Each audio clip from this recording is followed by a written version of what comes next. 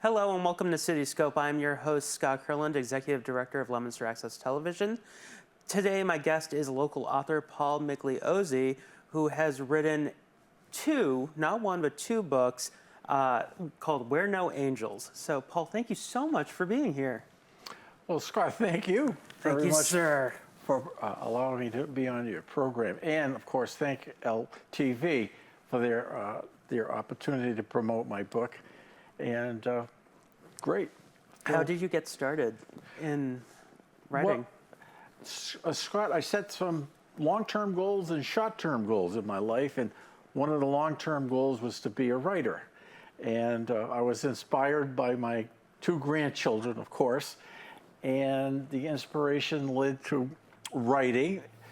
The book came out pretty well, so I decided to maybe publish it. Yeah. So I transitioned from a writer to an author by publishing. And how did you, when we were talking before, you mentioned that this came out during COVID. So what was the response to this book coming out during COVID? Well, as you can imagine, the book was my first book was published in 2020 at the peak of COVID, and my marketing obviously was curtailed.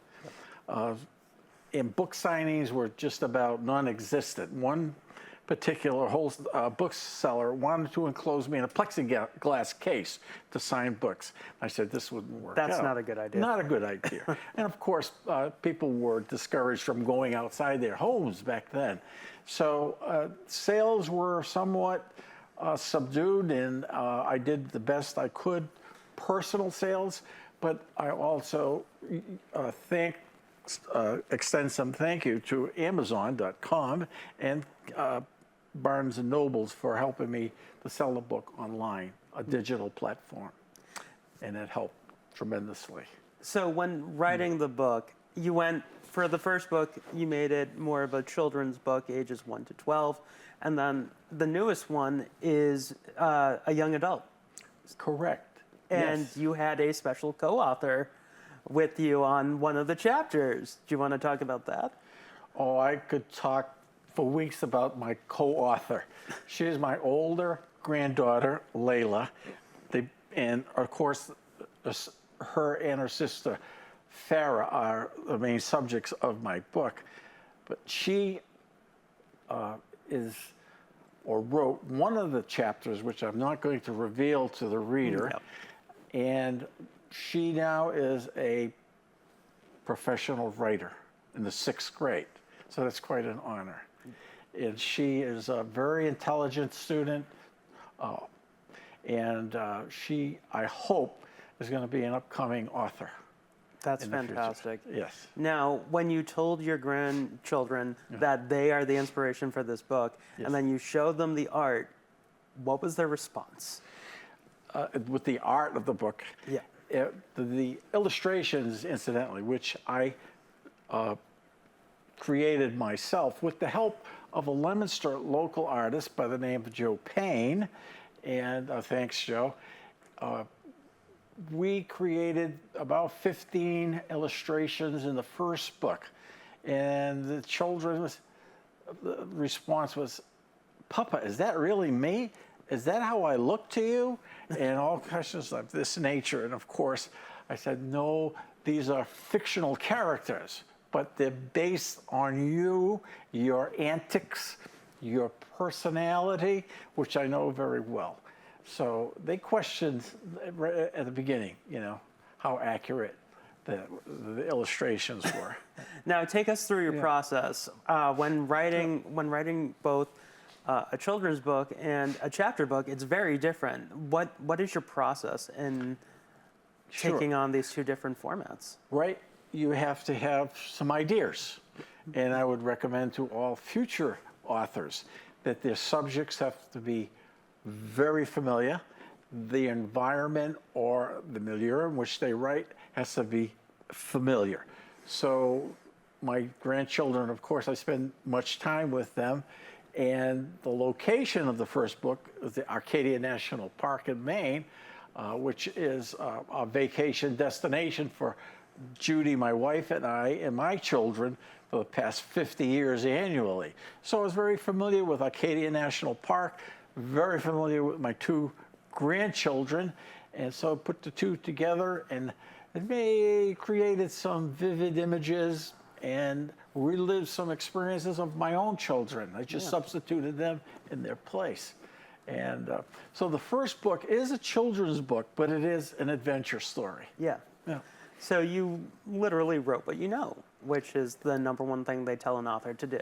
Exactly. Now, in the second book, without going into detail, do you want to go through what it's about? Well, the first book, getting back to the first book, Sure. Scott, it was published by a professional publishing company by the name of Page Publishing, which was located in New York, New York. And in the middle of COVID, they moved to Pennsylvania. Now, a publishing company will publish your book for much money. Yeah. And there's also a middleman, an agent, that would like to share some of your profits. So you have to be careful out there. Once you go online to look for a publishing company, you would immediately be inundated with phone calls from that middleman, that agent, that will introduce you and your works to a publishing company. But I bypassed him, and I felt I did not need him. And as a result, in the first book, it was successful. And the second book, completely different. I used my very intelligent, very computer-savvy son, Christopher, and he did the publishing, all the editing, the publishing, and the design of the book himself. So you self-published it. So I self-published it, literally. was it an easier process than going through a publishing house? Oh, no. No. It was difficult. Wow. It was difficult. Now I have a better understanding and appreciation for the charges and costs that a publishing company assesses you. Chris spent many, many hours with me and with editing, book design, page design, cover design. It took quite a long time. Plus, he was involved in his own ventures, of course, too. So for Yeah. you, Yeah. this is a very personal book. It's about your granddaughters. Now, when writing, is there anything that ended up on, as we say in the editing world, anything that ended up on the editing room floor? Were there chapters that you felt just weren't working?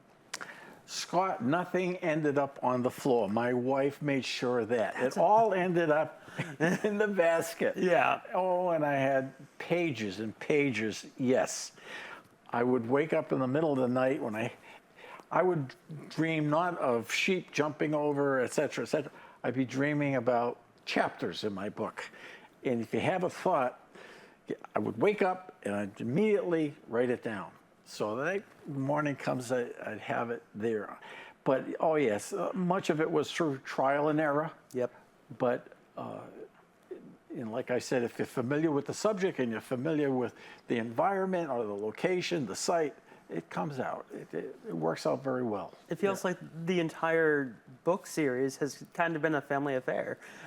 And how does that feel? How does it feel to you knowing that, your granddaughter is getting involved, your son, your wife, your other granddaughter? How does that feel? It feels great because you're involving the people that you love, the people that you know best. I even have my oldest brother, both my brothers in there. And so one of them, my oldest brother, Casey, who incidentally was a school principal in Leominster for many, many years at Fallbrook Elementary School, Paul Migliozzi. And he was somewhat surprised as being one of the main characters in the book. It feels great. Again, you know your subjects, you know how they're going to respond to different situations. And I have cousins in there. I have good friends in there. Are you in there? No. You haven't written yourself into the book yet? No, Judy and I we've been put on vacation. Okay, as it will say in the prologue, okay?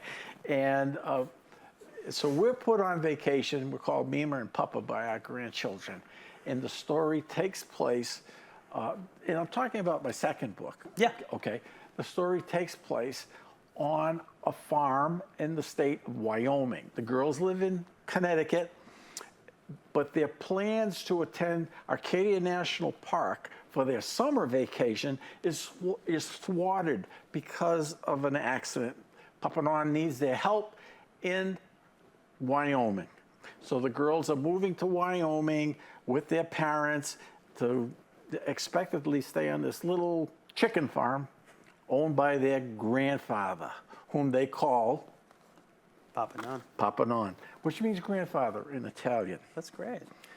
But Papa Non does not own a little typical small farm with chickens and cows, etc. Instead, they're surprised to find out that Papa Non is a wealthy, very wealthy rancher who owns over 550,000 acres. Just like in City Slickers. And so the wildlife, the terrain, the mountains, the rivers, it just beckons for those children's mischief and their excitement. You have to read it. It's a great story. I'm surprised. It surprises me the ideas that I came out with. You know, The big question is, Yes. is there going to be a third book?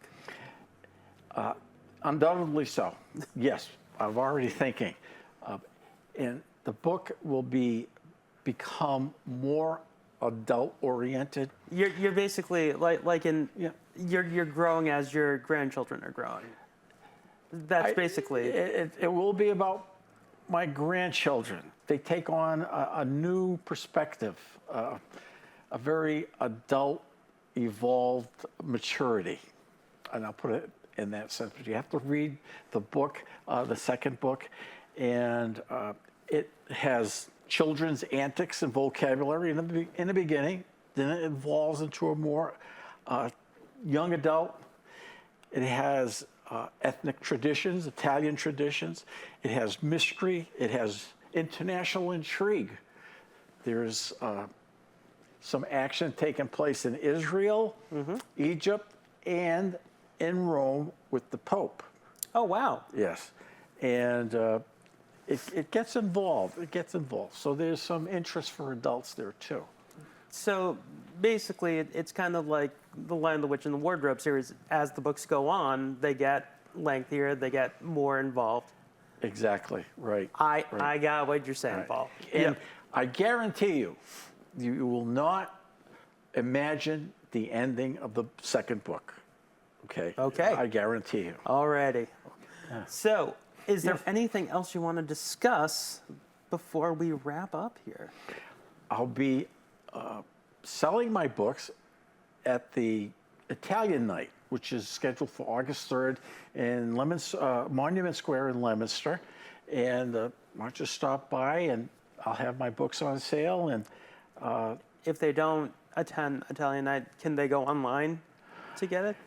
that's a good question, Scott. My son and I, Christopher that is, along with his talented wife, Dawn, said or advised me to sell as many of the books as possible personally. Okay. Okay. That way I can maximize the profits. And then later on, maybe towards the end of the year, go on a digital platform with Amazon, et cetera, et cetera. To use Amazon costs money, Yes. a lot of money. Yep. Okay. It's very convenient, of course. I don't have to personally be out there. I can't sign books, but I don't have to be there, and they just send me royalties, but at a reduced profit, of Yes. course. So eventually there will be a digital representation by Amazon and by Barnes and Noble. I have Okay. all the contracts, everything's all set. That's wonderful. Yeah. Well, if you want to meet Paul, please go to the Italian Night. It's August 3rd, August 3rd. and he will be there with his book series, Where No Angels. Say hi. And if you have seen this episode, tell him I saw you on CityScope. I will also be at the St. Francis Church of Fitchburg at their annual bazaar. Oh, okay. And I'll be at the booth. Also, I have my, Whoop. boy, we'll talk this way. You have your Wear No Angels shirt on. I have my No Angels shirt with my website on the back. And so that's it. So maybe we could start a book club or an author's club through the Leominster Library, which I've already contacted, and taken a few steps in that direction. Young writers, prospective authors. That's fantastic. Would be great. Yeah. Well, thank you for being here, Paul. I appreciate it. Check out Leominster.tv for more CityScope. If you have either, a book like Paul, or if you have a nonprofit cause that you want to come on CityScope, go to Leominster.tv and you can contact me, Scott Kurland. You can also reach out to me, Scott.Kurland, Kurland, at Leominster.tv. Until next time, thank you for being here, Paul. We will see you next time.